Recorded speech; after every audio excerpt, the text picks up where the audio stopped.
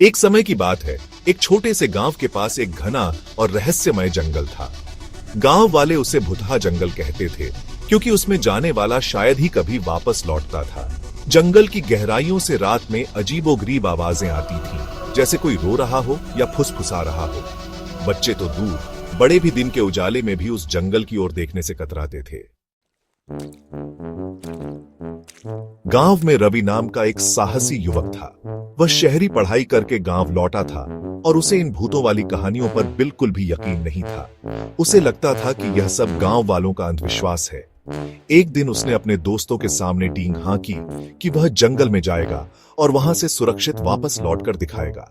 उसके दोस्तों ने उसे बहुत समझाया, लेकिन रवि नहीं माना।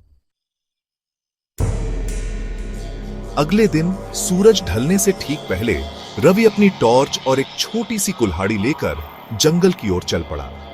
जैसे ही उसने जंगल की सीमा में कदम रखा, उसे एक अजीब सी ठंडक महसूस हुई, जैसे अचानक तापमान गिर गया हो।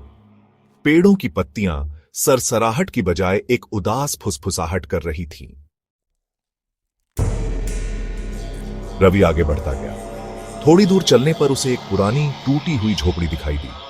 झोपड़ी के चारों ओर झाड़ियां उगाई थीं और ऐसा लग रहा था कि वह सालों से वीरान पड़ी है। रवि ने सोचा कि शायद यहीं से ये अजीब आवाजें आती होंगी।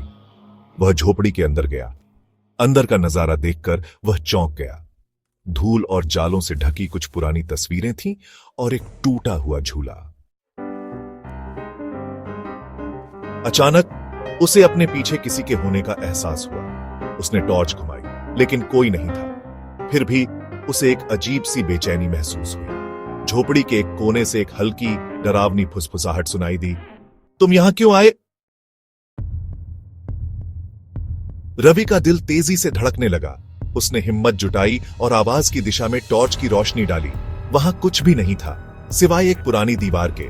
लेकिन फुसफुसाहट फिर से आई, इस बार थोड़ी तेज। तुम्हें यहां नहीं आना चाहिए था।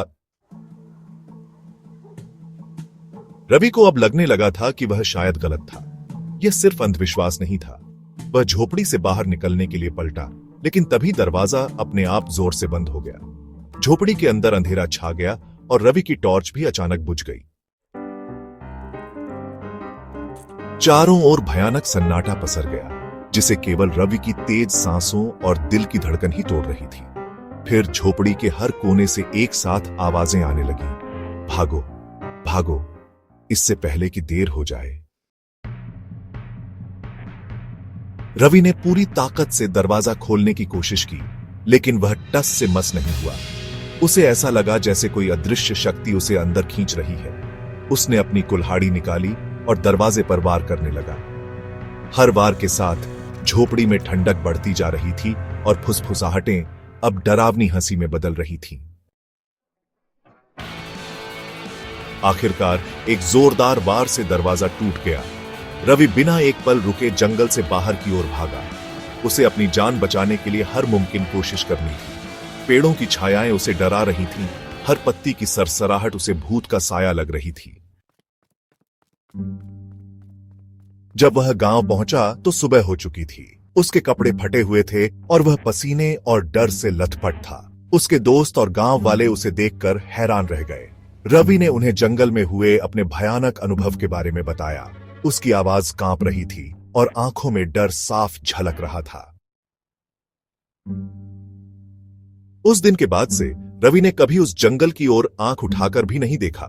गांव वालों का भुतहा जंगल पर विश्वास और भी गहरा हो गया और आज भी रात के समय उस जंगल से आने वाली अजीबोगरीब आवाजें गांव वालों को बताती हैं कि कुछ रहस्य हैं जिन्हें छेड़ना नहीं चाहिए और कुछ कहानियां सिर्फ कहानियां नहीं होती, बल्कि एक डरावनी सच्चाई होती है।